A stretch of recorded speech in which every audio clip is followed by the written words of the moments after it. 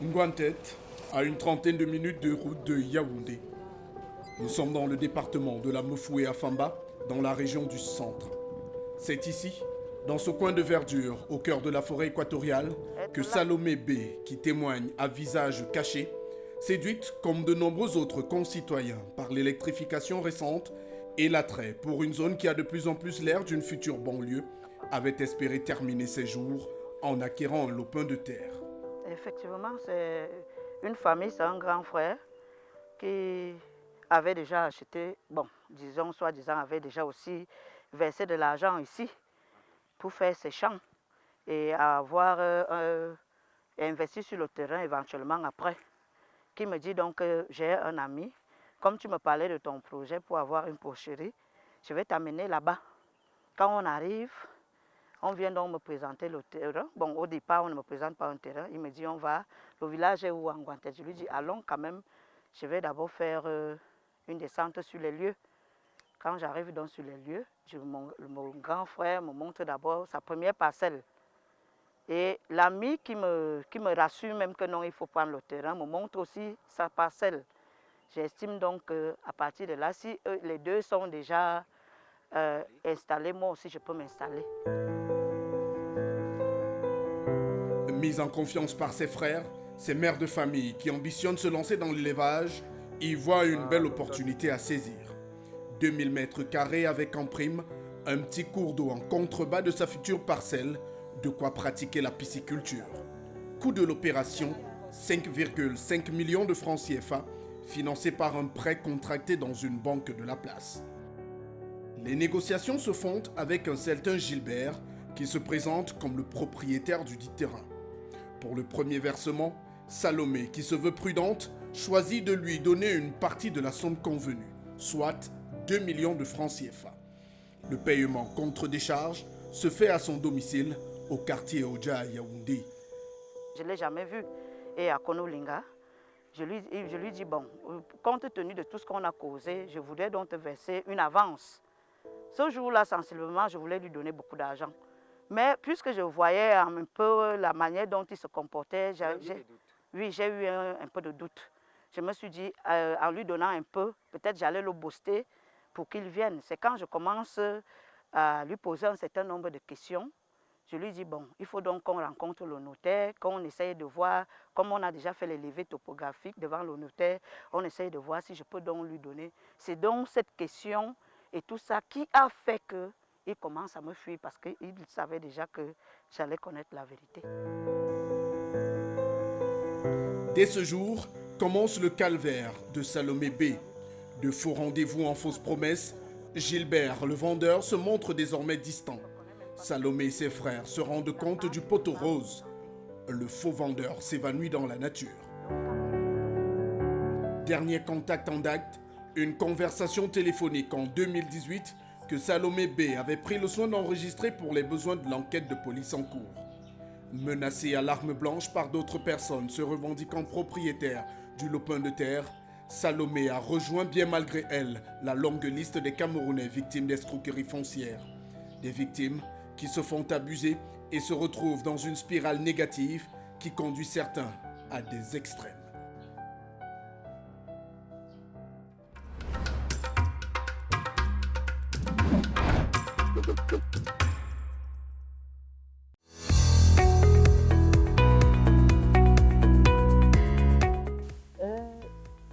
Les actes d'urbanisme découlent de la loi de 2004 régissant l'urbanisme au Cameroun. Bon, il y a eu le Code général des responsabilités décentralisées qui vient affirmer un plus ou alors préciser les compétences des acteurs dans la délivrance des actes d'urbanisme. Les actes d'urbanisme tels que les urbanismes, le permis de bâtir, le permis de construire, le permis de démolir, ce sont de la compétence exclusive des mairies de ville. Parce qu'il faudrait qu'on fasse la différence entre mairie de ville et mairie d'arrondissement. Donc, dans les mairies de ville, c'est de la compétence exclusive des mairies de ville. Mais dans les communes, c'est la compétence des communes en général. À cet effet, il y a eu un décret qui avait créé ce que nous appelons le guichet unique, où cela devrait être, tous ces actes devaient être délivrés par un guichet unique. Mais la mise en œuvre est plus délicate actuellement parce que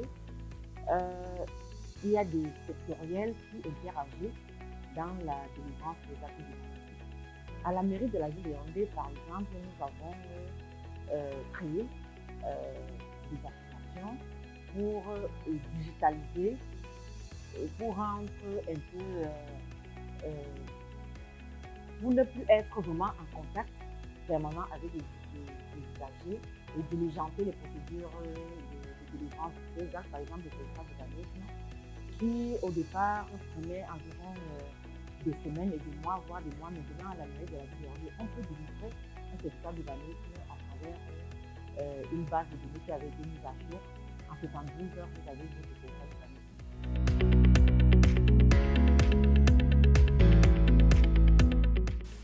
Le certificat d'urbanisme est à la base de tout développement d'un projet, de toute transaction immobilière.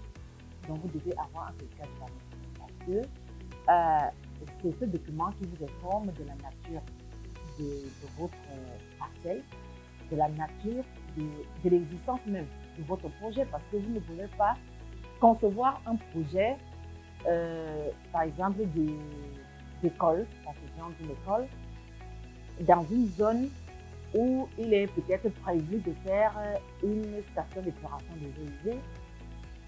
Vous ne pouvez pas concevoir, par exemple, un projet d'une boîte de nuit, je vais le dire ici, dans une zone résidentielle.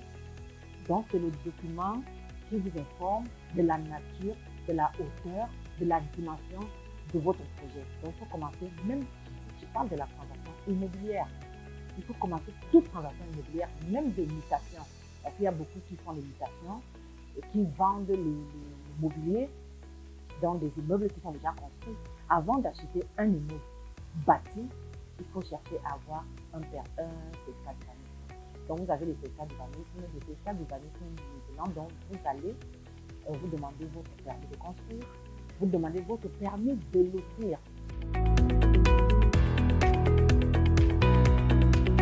Nous avons également un gros problème en termes de lotissement.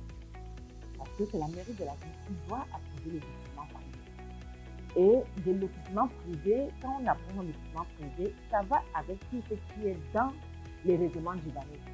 Parce qu'il y a des voies avec des desserts, avec des dimensions bien, des emprises bien définies. Bon, il est très difficile pour nous, la mairie de la ville de Yaoundé, de venir intervenir dans un quartier où vous avez fait des voies à 4 mètres, par exemple.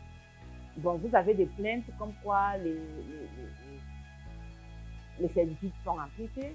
Nous, on va vous demander comment vous avez fait pour savoir que si votre servitude a été appliquée, parce qu'au départ, la servitude n'a pas été approuvée dans un document de planification. Également, il y a un intérêt à faire approuver son lotissement. Parce que tout ce qui concerne les équipements, on va appeler ça de base, sociaux de base, donc de l'électricité, l'eau, l'éclairage public, maintenant devient de la compétence de la mairie. Donc, vous avez le droit de solliciter de l'éclairage public dans votre quartier. Vous avez le droit de solliciter l'addition d'eau potable dans votre quartier. Quand le plan vous êtes dans un lotissement approuvé. Mais si ce n'est pas le cas, bon, la mairie va ignorer l'existence de votre servitude. Parce qu'il faudrait bien que cette servitude soit opposable au tiers à travers un document. Si ce n'est pas le cas, nous ne pouvons pas intervenir. Donc,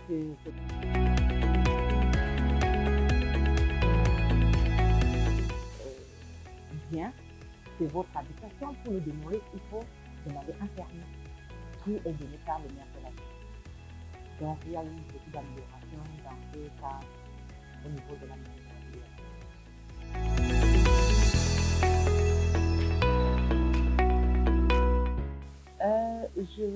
Le message qu'on peut passer à l'endroit des usagers, demandeurs des documents ou alors des actes d'urbanisme, c'est de se rapprocher de la mairie de la ville qui est la porte la plus sécurité, qui est la porte d'entrée dans une ville.